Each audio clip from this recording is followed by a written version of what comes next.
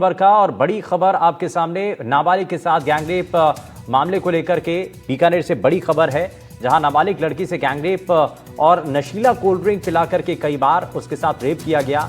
Blackmail कर 6 महीने तक रेप करने का आरोप है।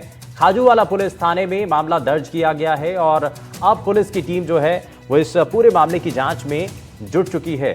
तो फिलहाल ये बड़ी जानकारी मिल रही है, जहां नाबालिग से गैंगरेप का मामला सामने आया है और बीकानेर से ये बड़ी खबर है, जहां ये गैंगरेप का मामला सामने आया। नशीला कोल्ड ड्रिंक पिला करके अब रेप किया गया, ब्लैकमेल कर 6 महीने तक रेप करने का आरोप भी है और अब इस मामले को लेकर के पुलिस जो है वो जांच में जुट चुकी है और खाजूवाला पुलिस जो है वो इस मामले की जांच में जुट चुकी है।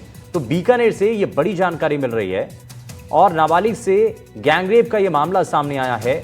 नशीला कोल्ड ड्रिंक पिला करके कई बार जो नाबालिग है उसके साथ दुराचार किया गया, ब्लैकमेल कर 6 महीने तक उसको धमकाया गया, डराया गया और उसके साथ किसी तरीके से गलत काम किया गया और इस मामले की जानकारी अब पुलिस को भी पहुंची है। पुलिस इस मामले की जांच में जुट चुकी है। तो खाजूवाला जो पुलिस है वो इस मामले की जांच कर रही है।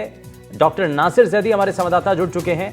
नासिर, सबसे पहले बताइए कि इस मामले को लेकर के कैसे जानकारी मिली है और यह भी बताया जा रहा है कि 6 महीने तक ब्लैकमेल कर उसको डराया जाता रहा, धमकाया जाता रहा, उसके साथ गलत काम किया गया।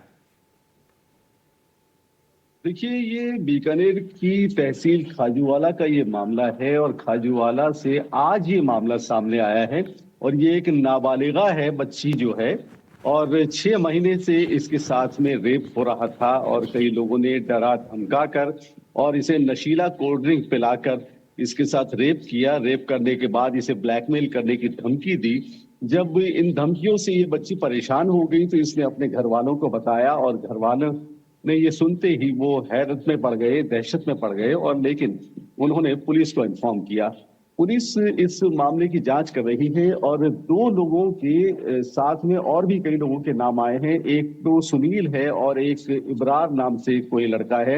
ये दोनों खाजूवाला इलाके के ही रहने वाले हैं और इनके साथ कई और लोग भी इसमें मुलविस हैं जो लगातार 6 महीने से इसे बच्ची को ब्लैकमेल करके इसके साथ रेप कर रहे थे। खाजूवाला पुलिस ने मामला दर्ज कर लिया है और खाजूवाला डीवाईएसपी सुभाष गोदारा इस पूरे मामले को इन्वेस्टिगेट कर रहे हैं। लेकिन फिलहाल उनका ये कहना है कि ये पूरा मामला इन्वेस्टिगेट हो जाए, उसके बाद ही वो अपनी तरफ से अपना वर्जन देने के लिए मुतमईन हो जाएंगे। जी, लेकिन इस मामले की जानकारी पुलिस तक कैसे पहुंची, शिकायत कैसे की? क्योंकि कई बार ऐसा माहौल बनता है समाज के भीतर कि भाई इस तरीके के मामलों को लेकर के शिकायत करने में कई बार लोग डरते हैं, लेकिन पुलिस तक भी जानकारी पहुंची है, शिकायत की गई है। कितना समय इसमें लग गया?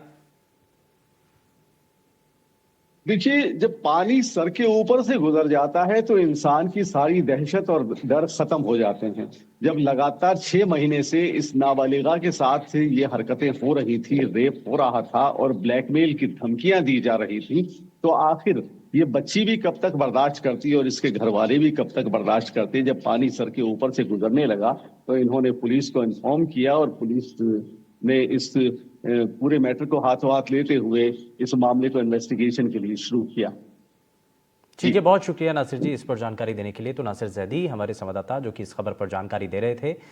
फिलहाल पुलिस ने इस पूरे मामले की जांच जो है वो शुरू कर दी है। लेकिन आगे बढ़ रहे हैं खबरों में और खबर बूंदी से है, जहां जिला अस्पताल में एनडीटीवी की खबर का असर हुआ है। जिला अस्पताल में बंद पड़े रैन बसेरे की खबर को बड़ी प्रमुखता से दिखाया गया, जिसके बाद लोकसभा अध्यक्ष ओम बिरला के निर्देश पर सामाजिक संस्थाएं सामने आई हैं और रैन बसेरे की व्यवस्थाओं को सुचारू रूप से शुरू कर दिया है।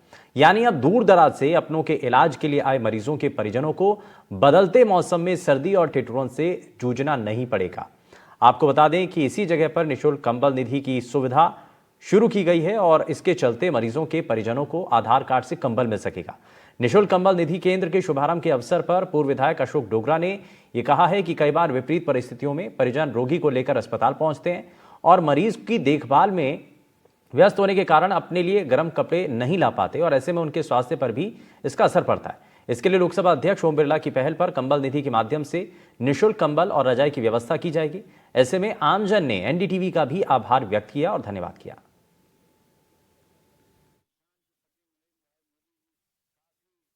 बहुत ही राहत मिलेगी, क्योंकि लोग जो प्राइवेट लोग हैं जो 100-100 रुपए में कंबल रजाई बेचते थे, इस समय उन लोगों को मुफ्त में अगर ओढ़ने के लिए रजाई की व्यवस्था और कंबल मिल जाएगा तो निश्चित रूप से उन्हें बहुत राहत मिलेगी। जो मरीज हैं उसके साथ जितने भी परिजन आएंगे, 1 हैं 2 या 3 हैं, उन सबको निःशुल्क जो रजाई मिल जाएगी और कंबल मिल जाएगा, बिछाने के लिए दरी मिल जाएगी, ताकि वो इस बड़ी ठंड में, जो कड़ाके की ठंड है, उसमें कहीं भी सोएं। तो लोकसभा अध्यक्ष जी का ऐसा मानना है कि गरीब व्यक्ति, वंचित व्यक्ति ठंड में इतने से कारण के कारण कि उसके पास पैसे नहीं है या उसके पास कोई व्यवस्था नहीं है या दूर दराज गांव से आया है, तो उसको ये सारी सुविधाएं उपलब्ध हो जाएं। और बिना किसी फॉर्मेलिटी के मात्र आधार कार्ड दिखा करके यहाँ से इशू हो जाता है और सुबह जमा हो जाता है। सर्दी में गरीबों को तो बहुत ज़्यादा राहत मिलेगी, उनकी राहत के लिए उनकी ये व्यवस्था है।